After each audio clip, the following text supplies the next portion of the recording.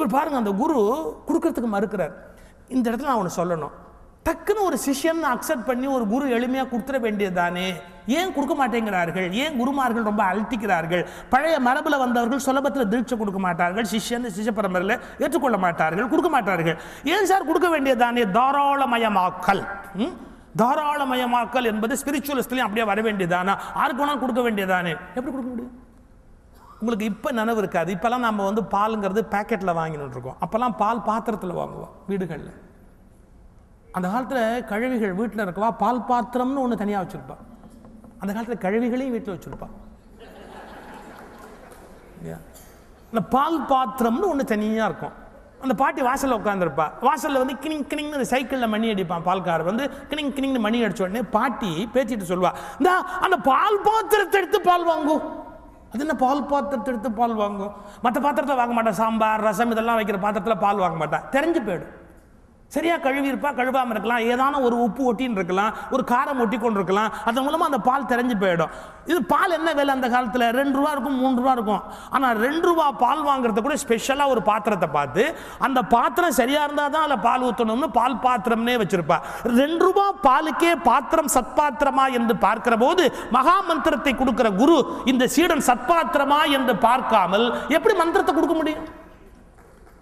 இவன் சத்பாத்திரம் என்கிற அந்த நம்பிக்கை வராம அவனுக்கு எப்படி தீட்சை பண்ணி உன்னை எடுத்து வைக்க முடியும்? ஒரு வித்தை எப்படி கற்றுக் கொடுக்க முடியும்? சப்போஸ் மிஸ்யூஸ் பண்ணிட்டா அந்த பாரம்பரியமே வீணா போயிடும் இல்லையா? அதனால மந்திரங்களை கொடுக்க மாட்டாங்க. ஒரு அந்த லெவல் இது வந்து நல்ல இந்த லெவலுக்கு வந்தாச்சு அப்படின்னு தெரிஞ்சாதான்.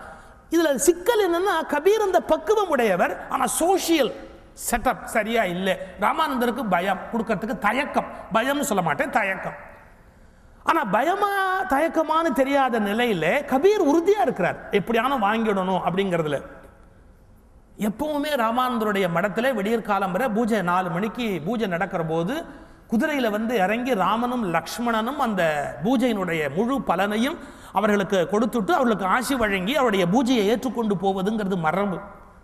அன்றைக்கு பூஜை நடக்கிறது. காலம்பரை 4 ஆச்சு, 4:30 ஆச்சு, 5 ஆச்சு. குதிரையோட குழம்பு சத்தம் கேட்கல. ராமன் வந்ததுக்கான அடையாளம் இல்லை. ராமானந்தர் கலங்கி போறார். ஓ, ராமன் வரலையே, நம்ம பூஜையை ஏத்துக்கலையே, நம்ம என்ன தப்பு பண்ணிட்டோம்னு தெரியலையே.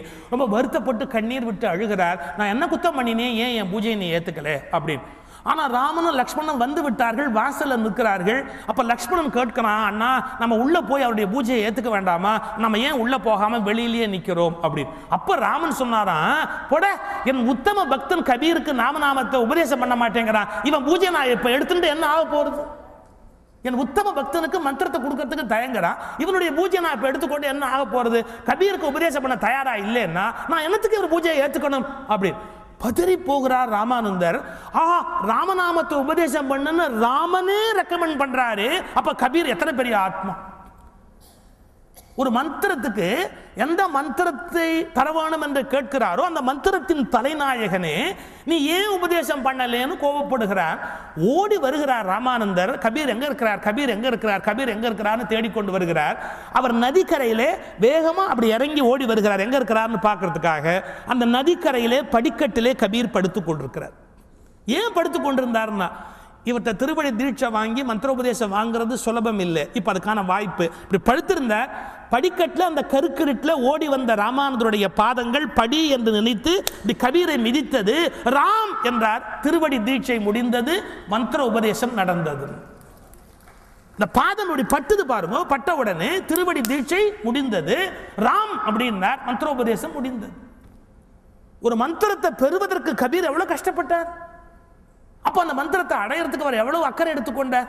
எப்பேற்பட்ட ஞானிகள், எப்பேற்பட்ட ஞான தேடல்ல இந்த உலகத்தில் இருந்திருக்கிறார். கபீர் தன் தொழிலை விடலாம, நெசவு தன் தொழிலை விடலாம. என்ன தொழிலை விடவே இல்லை, நெசவு பண்ணுவார். அந்த நெசவு பண்ண துணியை கொண்டு போய் கடைவீதியில் ராமனுக்காக ராமன் நெஞ்சது இந்த துணி, ராமனுக்காக ராமன் நெசவு செய்தது இந்த துணி, ராமா வாங்கிக்கோங்க, ராமா வாங்கிக்கோங்க. அப்ப எல்லாருமே ராம் என்று பார்க்கிற ஒரு பக்குவத்துக்கு வருகிறார். தன் தொழிலை விட்டுள்ள அந்த நிலையில தன்னை வைத்துக் கொள்ளுகிறார். அப்ப என்னன்னா, ஞானம் பெறுகிறவர்கள், பரமாத்மாவில் பிரவேசிக்கிறவர்கள் தொழிலை விட்டுடணும்னு ஒண்ணு கட்டாயம் கிடையாது. இன்னும் ஜாதியாக தான் இருக்கணும் அப்படின்ற கட்டாயம் கிடையாது.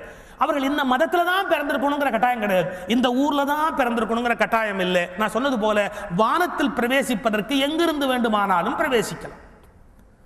சரி, கபீருடைய வாழ்க்கை முறை அப்படின்னா இன்னும் அது மாதிரி எத்தனை மகா ஞானிகள் எத்தனை விதமான அனுபவங்களை இந்த உலகத்துக்கு கொடுத்திருக்கிறார்.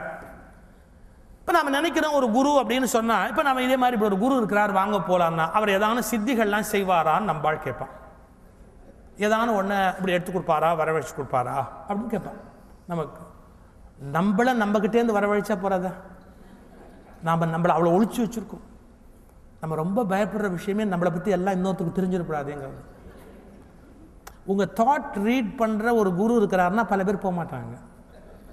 நீங்கள் போன உடனே நீங்கள் என்ன நினைக்கிறீங்கிறத பட்டுன்னு அடிச்சுடுவாருன்னா பம்பு சார், நம்ம என்னெல்லாமோ நினைக்கிறோம்.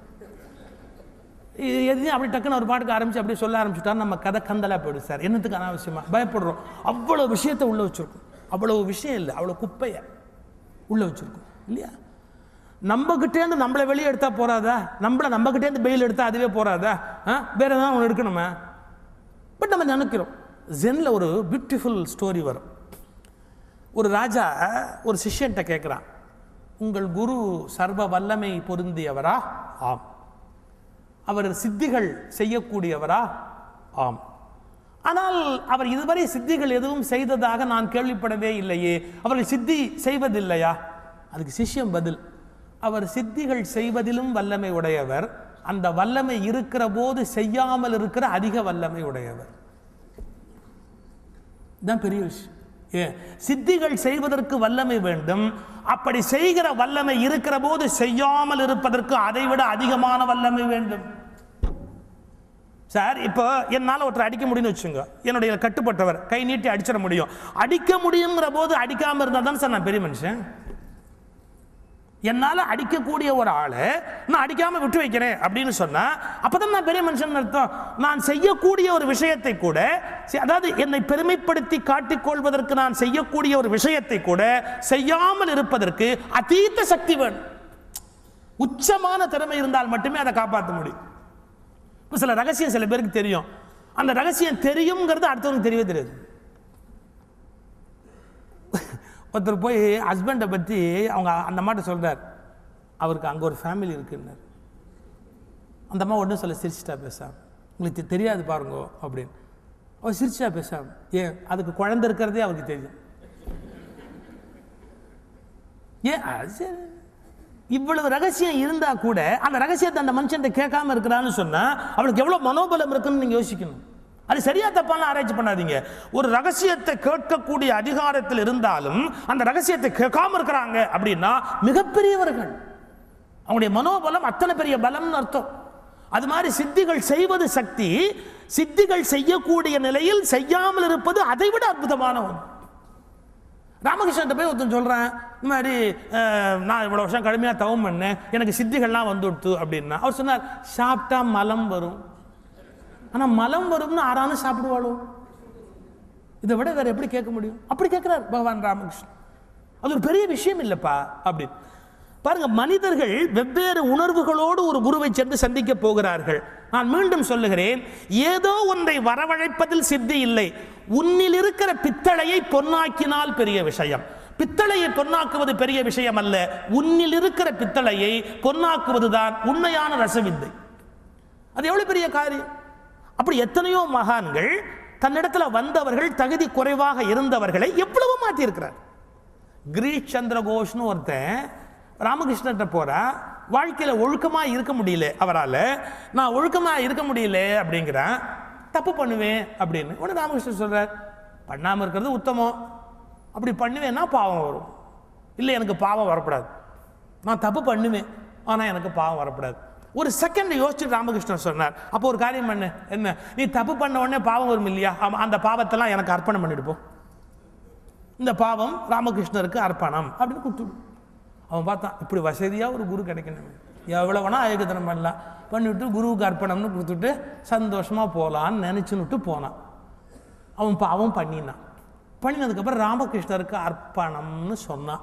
அவனுக்கு சுரீர்னு உரைச்சது. ஒரு பாவம் இல்லாத மகா உத்தமன் நான் எத்தனை பாவம் பண்ணிவிட்டு அவருக்கு அர்ப்பணம்னா அது எவ்வளோ பெரிய பாவம், என்ன அக்கிரமம்.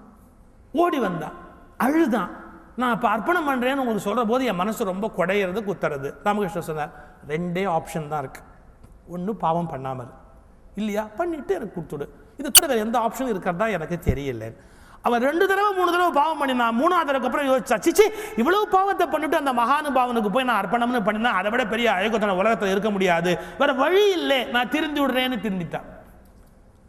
உன்னில் இருக்கிற பித்தளையை எவனால் பொன்னாக்க முடியுமோ அவன்தான் உன்னுடைய குரு. உன்னில் இருக்கிற பித்தளையை, ஏதோ ஒரு பித்தளையை ஒருத்தர் பொன்னாக்கிட்டார்னா பெரிய விஷயம் அல்ல. உன்னில் இருக்கிற பித்தளையை எவனால் பொன்னாக்க முடிகிறதோ அவன்தான் உனக்கு வாய்த்த உண்மையான குரு. நம்முடைய குவாலிட்டிஸை சேஞ்ச் பண்ணணும். இப்போ கொலகாரனா வர்றான், திருடனா வர்றான், அவன் குவாலிட்டிஸை ஒரு குரு மாற்றி விடுறாரு பாருங்க. காமுகனா வர்றான், எத்தனையோ கிராதகனா வர்றான். சில குருமார்களோட கொஞ்ச நாள் இருக்க அவனுடைய என்டையர் குவாலிட்டிஸ் மாறி போயிடும். நான் சொன்ன மாதிரி ஞானம் அடைதலுக்கு சிறு சம்பவம் போதுமானது. சூஃபி ஞானியில் என்னுடைய பெயர் இப்போ டக்குன்னு ஞாபகத்துக்கு வரல. அவர் மூலமாக ரூமின்னு பேர். அவர் மூலமாக ஒரு மார்க்கம் பரவியது. என்ன கேட்டிங்கன்னா, ஸ்டேஜில் டான்ஸ் ஆடுவார்கள்.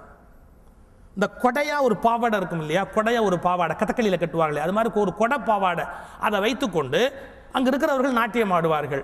தொடர்ந்து 1 மணி நேரம் 1.5 மணி நேரம் அந்த நாட்டியத்தை பார்க்கிறவர்கள் இறுதியில் தன் வசம் இழந்து ஏதோ ஒரு பரவச நிலைக்கு போய் விடுவார்கள். அந்த ஞானியோட டெக்னிக்கே என்னன்னு கேட்டால், உபதேசம் அல்ல, பேசுவது அல்ல, விவரிப்பது அல்ல, பின்ன என்ன, அந்த நாட்டியத்தின் மூலமாகவே மக்களை ஞானமயமாக ஆக்குவது என்பதை அவர் ஒரு வழிமுறையாக கையாண்டார்.